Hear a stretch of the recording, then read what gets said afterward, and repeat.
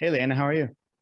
I am well, busy here in New York. Things are back to it. There's so many conferences and events and a dinner tonight, a dinner tomorrow. It's crazy, but it's a good feeling to have people out again in the industry. Nice. I definitely want to talk about some of the conferences that you were recently at. But for those who don't know you, tell us a little bit about your journey and about Black Hawk Financial. Yeah, my name is Leanna Haakons, and I have been working in alternative finance and financial media over the last few years or so. But I've been in the financial industry, financial services, mostly in the alternative space, which includes hedge funds, private equity, and venture capitalism.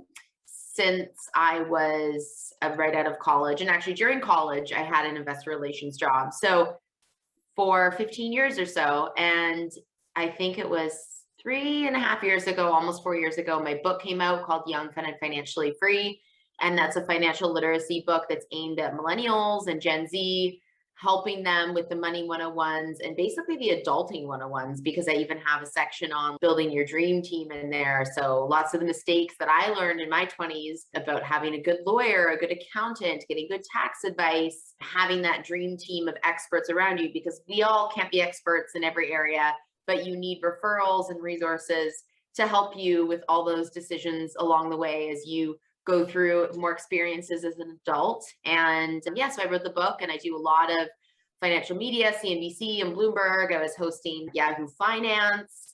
And yeah, so just all over the place. We work still with my company, Blackhawk Financial, 8 years now. We work with private equity, hedge funds, and others in the alternative space, help them market and develop their investor base. And yeah, in the public, I do a lot of financial literacy work and media, which is how we know each other. Yeah, that's awesome. And I'm really curious to talk about financial media and social media in general, just to produce content in a way where TV seems to be a lot of clickbait and a lot of just trying to get viewership. You've done that in your CNBC interviews, but also on your Instagram platform and trying to spread financial literacy and awareness. How do you kind of combat the need to drive awareness and drive people to want to click on your stuff, but also provide informative value that's not just clickbait? For me, I am actually, and apologies, I'm having my third coffee while we're chatting today because it's just, I was traveling all last week and just Monday and Tuesday now of the week, I'm really trying to play catch up. So I'm lacking on the energy a bit. But don't worry, it will not affect our chat today. So with regard to clickbait versus giving actual information, luckily for my audience, I am terrible I'm actually really bad at I think the content stuff or like the clickbaity stuff. Like I basically am who I am on Instagram and everything is me. And sometimes right now, I actually don't have a social media manager, but usually I have had a social media manager just because I'm really busy between Blackhawk Financial and then other things I'm doing in the industry and the content. But I've always been the one to write the captions. Sometimes I had help with the scheduling and finding the graphics through my managers. But yeah, I just am who I am. And I like to think I'm the same way with people and my followers on Instagram that I am with my family, that I am when I'm dating, that I am working with hedge fund managers and allocators, billions of dollars in the industry, allocating money towards my clients. So I'm consistent, I think, throughout in my personality. And I really just do it because I love helping young people. And a lot of it is inspirational because sometimes you just really need to have that motivation and peer inspiration from other young-ish people like me, maybe, to get you to take the next step, whether that's just opening, actually like step 1, 2, 3 of opening and funding an online investment account for yourself. Or it's okay, she doubled her income 4 times in her 20s. Maybe I should ask for a raise, or maybe I should apply for that job I always wanted that I don't think I'm qualified for. I'll tell everyone that's listening to this right now, I have never been qualified for any job I ever got, including starting my own hedge fund and private equity consulting business when I was 26 years old. Definitely not the norm, but it's working out. Yeah, I think that's a big one. If you're qualified for your current role or the role that you're trying to apply for, you probably shouldn't take it because you need to feel like you're uneasy. You need to feel like you're not worth it. And that helps you work harder. At least that's what I did as well when I was in corporate. And even starting this podcast, it's a lot of just, am I willing to be able to do this and just try it? And then, most of the time you figure out a way to do it just through hardcore discipline and just keep being consistent. I So think is that's that, a lot of what like job interviewing is about. It's not proving in most jobs, whether you're applying for ones that you think, yeah, I might get this because I'm probably qualified, or you're shooting for the stars and applying something that you are not at all qualified for, but really keen to find the answers on and get the knowledge on. Mhm. It's about your approach in those follow-ups and the phone calls, and just pretty much sometimes you almost have to politely persist and beg for an interview, saying, look, I don't know, I know, I realize I don't have the typical background for this role, but I'm extremely keen, and say, here are some of the things I've done within the industry to get ahead and be proactively self-teaching and self-learning. And then someone might read that and say, okay, it sounds like this guy or girl knows how to get shit done. Maybe they will actually be able to problem solve and do this role. And you might get that one interview or the second interview. And that's just that's how it happens. Yeah, I agreed 100%. So when you wrote Young, Fun, and Financially Free, what have you learned from that since? From the experience of writing a book, Yeah, I've heard is the best form of learning, and writing a book is that on steroids, if you will. So what did you learn from writing it and your conversations and after it's been out for now years? yeah, and it's funny because sometimes people would think, first of all, sometimes I forget what I even wrote in the book. I haven't read it in almost 4 years since it started going through the editors and stuff at the publishing house. So it's been a long time since I remember it. Sometimes I really can't remember what's in the book, which means I should probably read it again. But I didn't know, I'm not an expert on everything in my own book. I'm mostly a good personal finance and investing. Investing obviously is my core in my business and the field that I've been in professionally. And some of the other areas of the book, which are really important, like money 101s, adulting 101s, like debt and average student loan interest rates and things like that, things that I hadn't really dealt with immediately, or I hadn't dealt with them in the last like 8 years or so since I graduated college. And then now I'm writing about this 8 years later. And Right. you have to do your research. I think most people, before they write a book, they think, well, how could I ever write a book?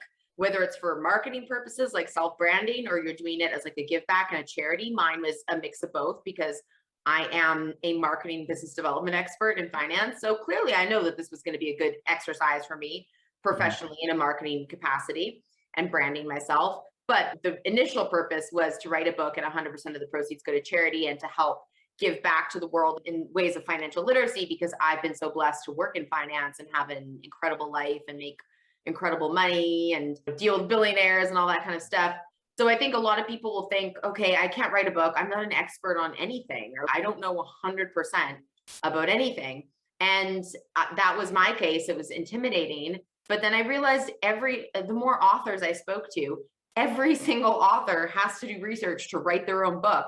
It doesn't just come straight out of your own. So yeah, I didn't know average debt rates on some things. I didn't know average interest rates on some certain types of products. And so, yeah, I had to do a lot of research for my own book. So if anyone is thinking about writing one, but they're intimidated because they think they don't know 100% about the subject matter that they might want to write about, no author just starts spitting it out from their head. Every single author researches to be able to write. That's Yeah. just the rite of passage. So don't be intimidated. Yeah, I think that's great advice for when everybody tries to write a book. I know I will eventually. But we talk a lot about millennials, both this podcast and your kind of core target being both of us being millennials. Why is it important to not get the shiny object syndrome and all this NFT and the crypto? It's good to have exposure to them, but you gear towards ETFs as the main investment vehicle. Why do you think that is? I think for most people, especially, it depends on what your audience is. Sometimes if I am on Josh Brown's podcast, Compound and Friends, or if I'm talking to the Nigerians who I'm also close with, and on John Nigerian's podcast, those audiences are different Mhm. than my audience on Instagram. So like anybody would, depending on what audience you're speaking to, you need to tailor your conversation based on your knowledge in that area and what you think that audience would be interested in. And because most of the audience on Instagram overall, and then for my following specifically, is millennials and Gen Zs, mostly people that are just sort of starting to get into investing in the last few years, they really need to know the basics. And the easiest ways to start earning money, making returns, investing. And the easiest way to do that is index-based ETFs and investing through your 401k at your work plan, getting that maximum match, that free money from your employer if you have access to that. Those are the first like two things to start with. ETFs, when you're investing on your own through your online E-Trade or Robinhood or Fidelity account, that's a great way to get broad market, cheap exposure to investing. And the research and education side of it's really easy to find and pick ETFs that cover the US market, cover emerging markets, cover different sectors, tourism and travel or airlines, like the JETS ETF, JETS. You get to own a little piece of every airline. And that might be something you want to invest in because you think that the world's coming back post COVID and people are going to start traveling again. The airlines will recover and then start doing even better than they were 2019. So I just think there's a lot of really easy ways to play the market and invest on your own when you're using ETFs. And then after that, learn more about how to analyze an individual public company and buy an individual stock, because that really does require more research and work, monitoring and education to get started, because you don't just want to start throwing money at things like without knowing what you're doing, because risk tends to sometimes equal reward. Yes, you can make more money on individual companies and individual stocks, but it takes more risk to do. And the risk is that, especially if you don't know what you're doing, you could very likely lose 30, 50% of that holding very quickly. Yeah, 100% agreed. And for 96, 95, 96% of the people, ETFs and index funds are just the way to go, because it does take a lot of effort and skill and luck to time the market correctly. And ETFs are a great strategy just to have. That's part of my portfolio as well. So I agree. But the most important thing, you just said something really specific. And just to remind everyone, time in the market is more important than timing the market. Yep. You actually don't try to time the market, especially if you are just using ETFs and indexed ETFs. So say you're buying something like VOO, tracking an entire index through investing in an ETF. That the time in is much more important than buying on a down day. Like right now, this week, we're up the last couple of days and the market's we're close to all-time highs for S&P 500 again. Yep. Don't worry about that. This type of investing that we're talking about is not trading. This is investing for the long term, which long term has traditionally meant a year or more.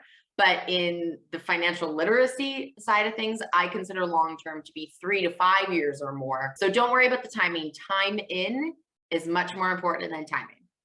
Correct. Yeah, just dollar cost average and every month to put in a certain amount and you'll be good to go. What got you interested in at a young age? You mentioned you were doing some interning when you were in college, and as soon as you graduated, you just knew that this is what you wanted to do growing up in New York?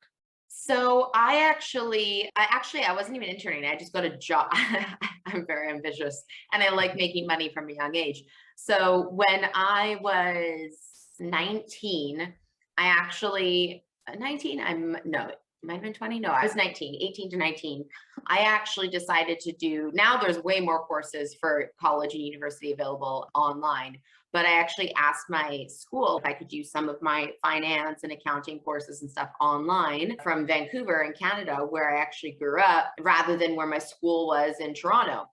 And they were like, okay, like whatever. And my reason for doing that was because I wanted to get a job in investor relations in Vancouver. I wanted to get like my first office job. Like I created my own internship under my belt before I graduated college so that I could actually start, because I knew I wanted to work in the stock market. And I guess the reason why I knew that, and then like literally I was applying to junior investor relations jobs from Craigslist.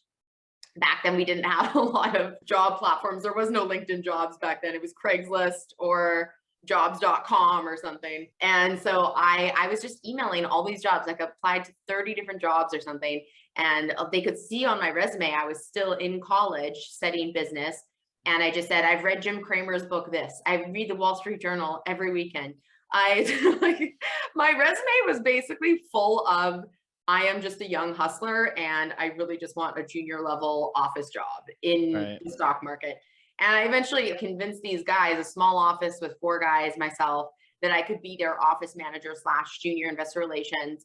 And they didn't really a lot of the industry is deal based. So if they had a deal, like a fundraising going on, yes, we were busy. But there was a lot of in between time when I was just sitting there at the receptionist desk and I was doing my courses online for school and I was still getting paid like a full-time job wage.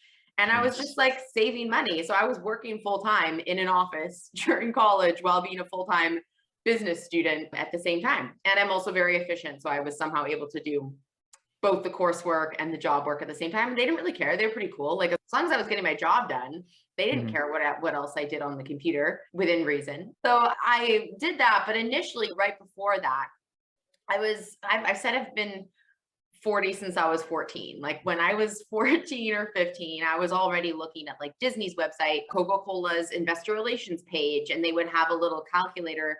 I remember this is like the first thing I learned about investing was I went to Coca-Cola's website and they have an investing calculator. And if you put $500 into Coca-Cola stock in 2001, when I was in high school, beginning of high school, in 10 years, like 2011, you might have this much, or it would do it like backwards or forwards. And I was like, wow, that's pretty cool. That's a lot of money. So I was playing around on different websites, seeing CNBC. I had some friends when I was in ninth or 10th grade. There were some boys that were older than me in high school, and some of them were friends with my older sister and stuff. And I think once I got to maybe 11th grade, these guys were graduating college and they already had Porsches, penthouses, like they had crazy lifestyles. And I was like, you guys are in college. Like, how do you have all of like motorcycles and everything? How do you guys like have this lifestyle? And they were on the day trader side, they were trading. And that's not my thing now, obviously. But that's what initially got me interested in the stock market, because they were like, oh yeah, stocks and blah, blah, blah. And I was like, yeah, I've looked at some websites before. I know what stocks are. And like, I know what public company means. Like you can buy the stock on an exchange. And then they gave me some resources, like just names of some of the shows on CNBC that are still on to watch. Jim Cramer was starting back then, and some other shows. And I just started watching CNBC after school. And it was that hype of up and down of the markets is actually what got me excited about the industry, because I was like, whoa, this is exciting. Every day people are screaming and there's like bells and noises and whistles. Like then they're interviewing the like, Warren Buffett. And I was like, whoa, who's this guy? He's so cool. And so it was that kind of like hype that got me into it, and seeing these people that were older than me with a lifestyle that I thought looked great and pointing me in different directions. And that's just really how I got started and that's, I think, what a lot of Instagram is doing too, or social media, is like giving little snippets to show people for the inspiration side. Hey, if you work toward financial freedom, your life can be less stressful. Maybe you can go to St. Bart's by yourself in December like I do. Have that like freedom of lifestyle, freedom of time, security of money. So those little tidbits that got me motivated at the beginning. And then a few people like trusted mentors or those I looked up to giving me some direction for some resources like in the media or different programs online and stuff, different free workshops at the banks. I used to go to those all the time, Investing 101 or Lunch and Learns at TD Bank or Bank of America. And I would go there at lunchtime and take my little notes in a notebook. It's all those things that really start a long process of learning. And I'm still learning every day. Everyone in the industry is, because the economics and investing is always changing. Yeah. So I love that about the industry. It's always changing, but it really is a slow, long road. It's not something you can learn overnight, which is why most of us really encourage people to take it slow and start with ETFs and start with fully maxing out your employer program match if you have one. And yeah, just don't put too much stress on yourself. Just learn the basics slowly. Yeah, I agree 100%. And if companies that do offer those types of matches, like it's like I said, it's free money and it gives you some sort of exposure, it gives you the confidence. And when you see money working for itself and just earning you money, it's a good feeling. And that's how you get more excited to learn more. But you had mentioned, obviously, after graduating, you moved to New York. Now that's where you live, and right in the middle of the action. And you were just in a conference recently with Ray Dalio, who's one of my biggest inspirations.